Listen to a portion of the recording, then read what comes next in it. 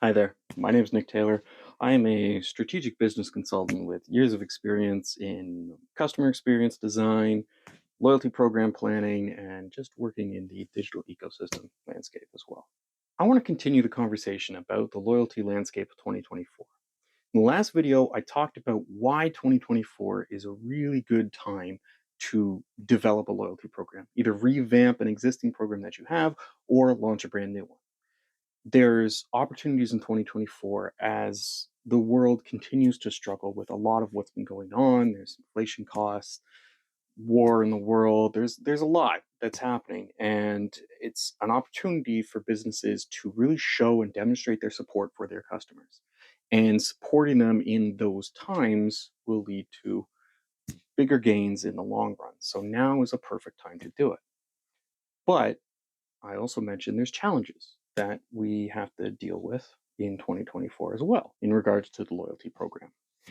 Loyalty programs are no longer just simple punch card systems. They're complicated, they're big, they're all encompassing across the business. And customers are faced with hundreds, thousands of them every day. And you have to find a way to stand out. So you got challenges like communication overload, uh, financial stability, making sure that it's cohesive across your entire business, so that all of your different departments and different touch points that the customers are going to be having are all feeling like they're one and the same. There's privacy concerns. There's new technologies like AI and everything like that being developed. There's a lot that you need to tackle if you are looking to launch a loyalty program. But before you can do any of that, before you can take on any of these challenges, you have to get your house in order. What do I mean by that? Well, the house is a framework that I like to use for strategic planning. It doesn't have to be loyalty specifically, it can be any strategic initiative that is being launched, but it's a nice, simple way for you to lay out exactly what you are looking to accomplish and refer back to it again and again and again as sort of your North Star, that guiding light that you can come back to and make sure that you are doing things from development to implementation that is achieving what you set out to do. So, unlike a house, we're actually going to build this backwards. Normally, a house, you start from the foundation and build up. We're actually going to start from the roof and build down. You'll see why in just a sec. The roof, the all encompassing part that's right at the top of everything, is our vision statement. So, you're probably familiar with a vision statement. Your company probably has a vision statement. You've probably developed one before. But in a nutshell, a vision statement is sort of the ambitious guiding light that you want to achieve. It's a broad goal. It's sort of the star you're shooting to land on, right? It's not anything too specific, but it's enough that it's inspirational. It's clear, it's defined, and it resonates with your senior stakeholders. Now, this is important because you need them to share your vision, to understand your vision, in order to get their buy-in and their budget for you to move forwards with a loyalty program or any other initiative that you're doing. So your vision has to resonate with them. And to help with that, you should make sure your vision follows in the same lines of whatever your company vision is. So you have your company vision, your vision should slot in underneath it. If you don't have a vision already for your company, talk to me because you should. But if you don't, then it should at the very least tie into some long-term goals that you know senior stakeholders are looking to achieve. Your senior leadership team will probably have a few things that you're set out to go after. These could be MBOs, they could be sort of a larger company picture of where the company needs to be. Whatever the case is, your vision should ladder back up into that in some way. It doesn't have to be too specific, but it should feel connected.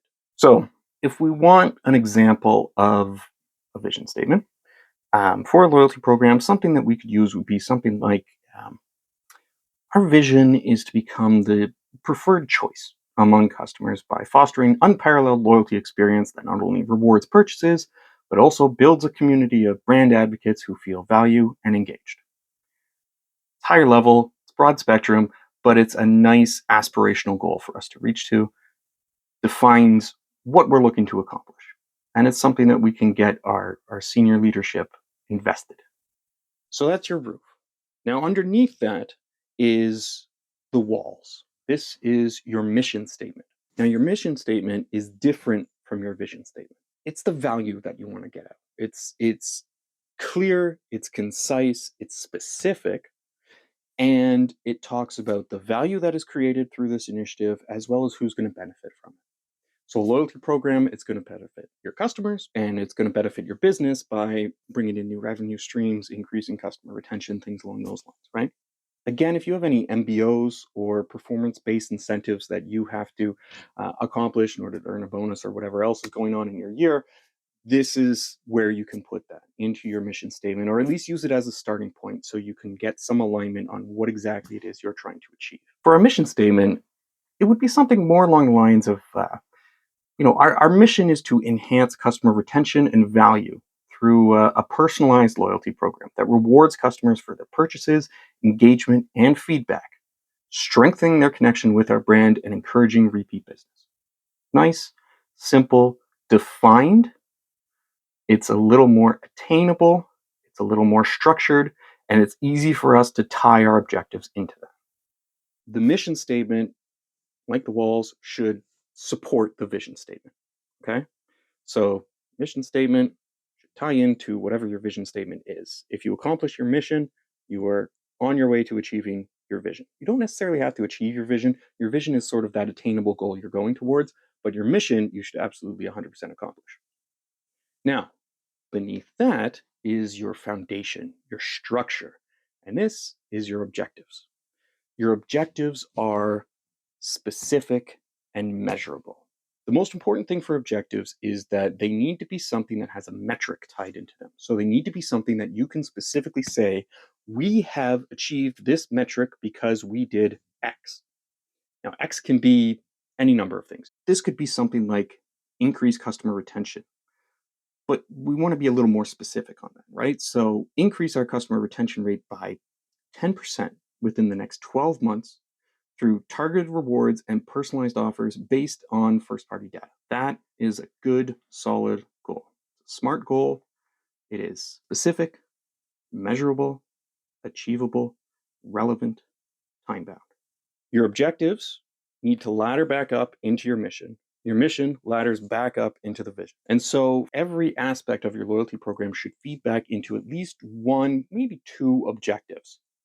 It should be tied directly back into that so you can say, okay, we are doing this in our loyalty program, and we're doing it because it is going to lead to better customer retention. Better customer retention helps us achieve our mission. Achieving our mission helps us achieve our vision, right? It all ladders back up, which is what makes this model so simple, but also really powerful. When you go back to it as that North Star guiding light, you can refer back to it and kind of double check yourself and say, okay, we're doing this thing. We said we want to do this. Does this actually tie in? Does this tie into our objective? Does this tie into our mission? Does this tie into our vision? How is it helping push that forwards? And if it's not, then you need to rethink about it. Is this the right thing to do? Maybe you need to shift something. Maybe you don't actually need that feature. Maybe that's something that can come later down the road. It's not a must have. It might be a nice to have. Either way, everything should ladder back into your objectives, which should then move into your mission and into your vision. Now, when it comes to the objectives, you don't want to have a ton of them. If you have a lot of objectives, then you kind of dilute the effectiveness of whatever you're doing. Your loyalty program is going to stretch itself too far in too many directions. Ideally, you want to be aiming for like 3 or 4, 5 at the absolute max. Anything beyond that, then either your objectives are really too narrow focused, they're too specific, or they are objectives that don't belong in this program and should be moved out into its own initiative. Which happens all the time. You'll be getting into a loyalty program and realize, oh my God, we need to do an entire communication strategy overall with our business rather than just a loyalty specific one, because as you were going through it or as you were doing customer research, you noticed and understood, hey, there's some things that need to change. That happens. The important thing is that if you have your house in order, if you use this framework to structure how you are approaching this initiative, how you are developing this loyalty program, then you will have something that, like a house, when it's properly built, is going to be stable, it's going to be strong, and it's going to stay there for you to be able to build off of with discovery, research, customer feedback into development, into implementation, and into the actual launch. Everything should be able to tie back into that. And once you get those things tied in, then you can start facing those other challenges that we talked about. Because now you know what you're trying to achieve, you can understand how those challenges affect whatever you're doing, affect a loyalty program, affect whatever new initiative that you're trying to accomplish. And you'll understand how you can approach them based on what you're trying to accomplish. So you know, okay, these are the challenges we face, these are the objectives that we're trying to achieve. Here's what we have to do to overcome them. Hopefully, this was helpful for you. I think it's a really strong tool to use, and feel free to visit my website to actually grab a template of what this looks like. You fill it out yourself. Reach out to me if you have any questions about it. I would love to know in the comments how you think this could help you. What challenges or initiatives are you facing? Doesn't have to be loyalty, could be anything that you're facing, but something where you think that having this kind of structure to nice simplify and encapsulate everything you're trying to do can help you launch your initiative and make sure that you are actually achieving what you set out to achieve. If you're having any trouble with any of this, by all means, reach out to me, nicktaylor.ca. You can meet me on LinkedIn. Happy to connect, discuss things further. And I'll see you guys next time when we get into those challenges for the loyalty program. And now we start thinking about the how. How do we actually achieve a loyalty program? How do we launch a loyalty program? And what are the barriers to doing that in 2024? Until then, thanks for watching. Take care.